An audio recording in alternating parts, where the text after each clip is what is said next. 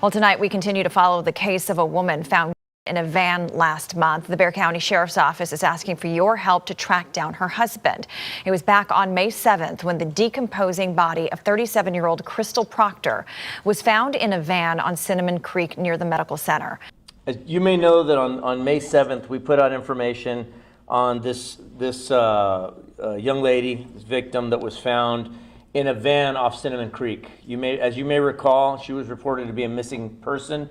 We were able to track down her van to an apartment complex in the 8800 block of Cinnamon Creek within the city of San Antonio. Krystle Proctor.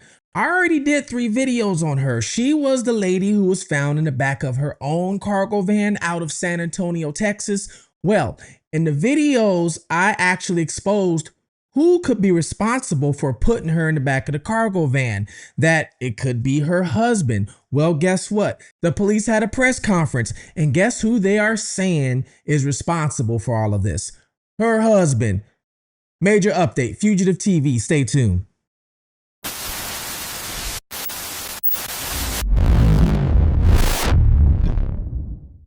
Welcome to Fugitive TV, and I am your host, Ray Marcel. And what we do here is we take a look at cases of missing individuals or cases that need a deeper or different point of view. I was once a fugitive on the run from the law myself. I ran for 15 years after I committed some white-collar crime. I lived in different countries under different names, eventually turned myself in, and now what I do is I help family members locate missing individuals, sometimes even locate fugitives that need to be brought to justice because they might have done some horrific things. Well, the Krystle Proctor case, I've been working on this, and this is my 4th video on her because I've been wanting to get her story out. I feel it should have been bigger than what it is. Well, on my last videos, I told you about who could be responsible and everything like that. Well, just in case if you're just tuning in and you haven't seen the other videos, Krystle Proctor is a lady. She is originally from like the Virginia, Maryland area, but she was living in San Antonio, Texas with her husband, okay? And on May 7th, she was reported missing by her husband. And on that same day, I believe she was found in the back of a cargo van, her own cargo van, okay? And she wasn't found alive. It was her body.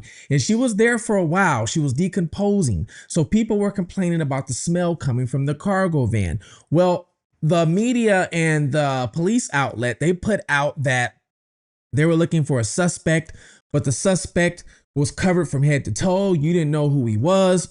Well, doing my research, I found out that the suspect could possibly be her husband. Now, it was a little harder because her husband was going by all these different names, okay?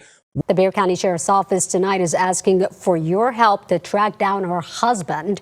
Back on May 7th, the decomposing body of 37-year-old Krystle Proctor was found in a van on Cinnamon Creek near the medical center. Officials say the woman had been missing since April 27th. It is not clear how she died, but investigators believe her husband, John Brown, deliberately dumped the van with her body inside. And now they're working to find him and believe that he may have left to the East Coast. If you know where he is tonight, call the Bexar County Sheriff's right away. Now, here is a picture of the potential suspect without all those clothes on that he was trying to cover himself with. As you see all the way to the right, you have Krystle. You see Krystle Brown. That is Krystle Proctor. She's the one, unfortunately, they found in the back of the van. That is her standing next to her man at that time, which went by the name of Mike Larry. Now, if you look at the middle picture, you see he's wearing their Orlando Magic jersey. And if you look below him, you will see Mike Larry is with Krystle Brown. Well, today, and we're going to go across the different names because you might know him, but you might know him as a different name. Well, yesterday, the police had a press conference, and during the press conference, they came out and said, who is possibly responsible for this? Who are they looking for? You guessed it, her husband, John G. Brown. Soon thereafter, we were able to develop information on the next slide here. And you may recall, we put out through social media pictures of this unknown male at that time that had been seen, and we believed he was the one that dumped off that van containing Ms. Proctor's body. Ms. Proctor was in an advanced stage of decomposition at that time. And even to this point, we still do not know 100% that she's the victim of a homicide. Just that her body was left there, and it was in an advanced state of decomposition, and we were trying very hard to identify this unknown suspect. Well, at this point, we've reached a point where we do believe we have him identified, and that's the name of the fugitive we're going to be putting out today. John Gregory Brown, 43 years of age. We believe him to be the husband of Krystle. At this point, he's got a charge of tampering, fabricating physical evidence with intent to impair a human corpse.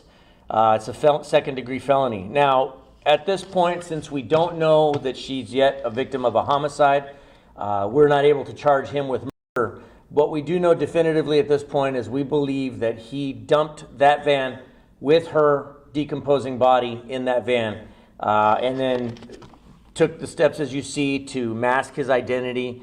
At that point, he made efforts to disguise where he was at that point. He left his phone behind at the residence, and we believe he took steps actively to impede the investigation, took steps to make sure that we did not find her body in a timely fashion. And so at this point, we don't believe that he is here in town.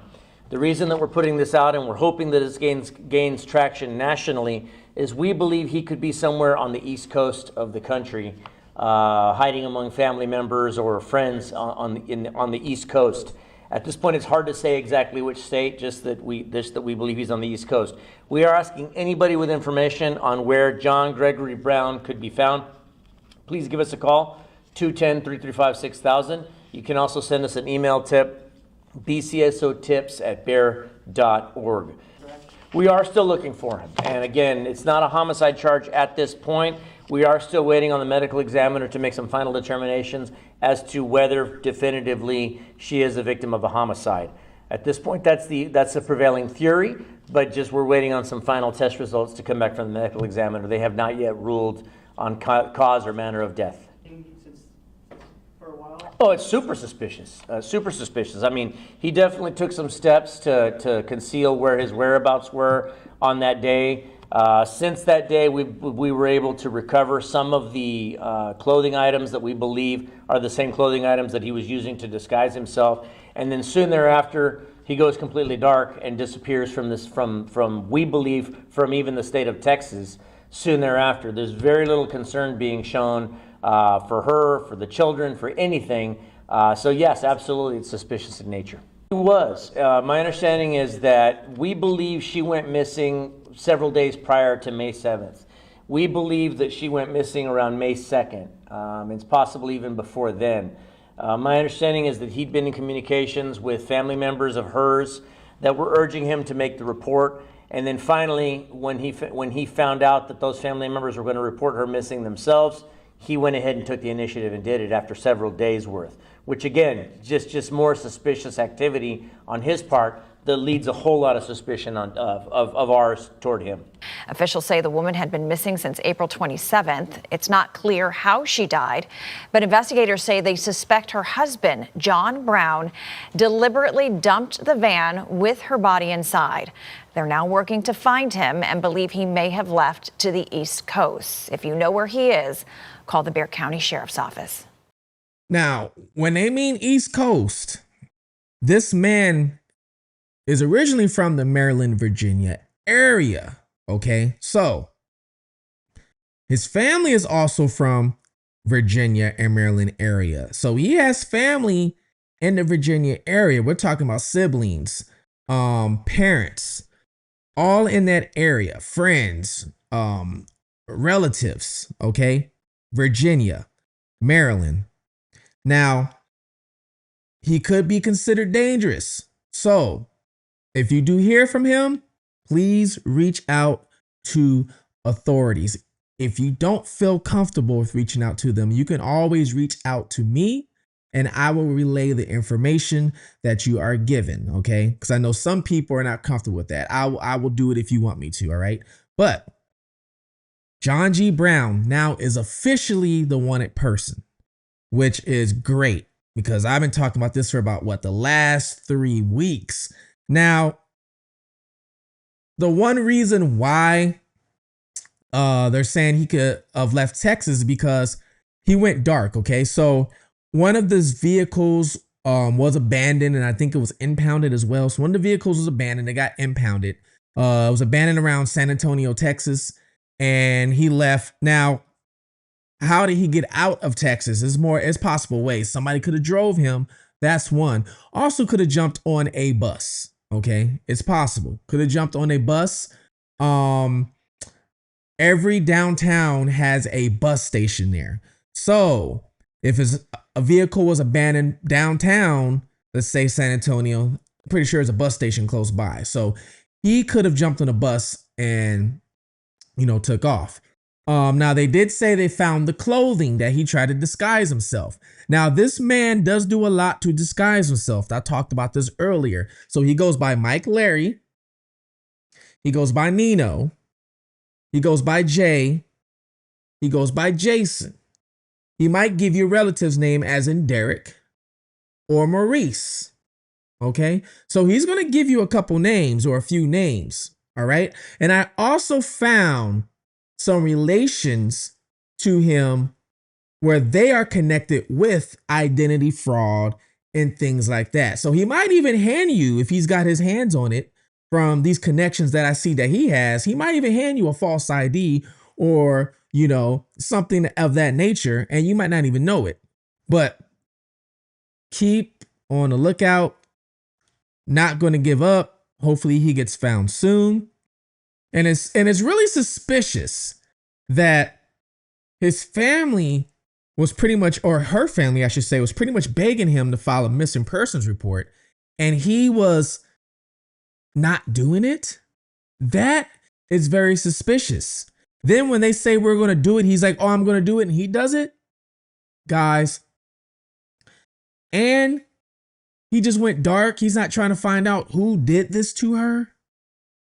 Yeah, it's a dead giveaway. Dead giveaway. All right. Dead giveaway. But I wanted to bring you guys this information because I know a lot of you guys are probably asking, some follow up to this case. Please like, subscribe. Let's get Fugitive TV to one of the biggest true crime channels there is on YouTube. All right. I hope my work is paying off and hope you guys love it. Please take care of one another. Love one another. All right. Like and subscribe, turn notifications on. Until next time, Fugitive TV, and I'm out.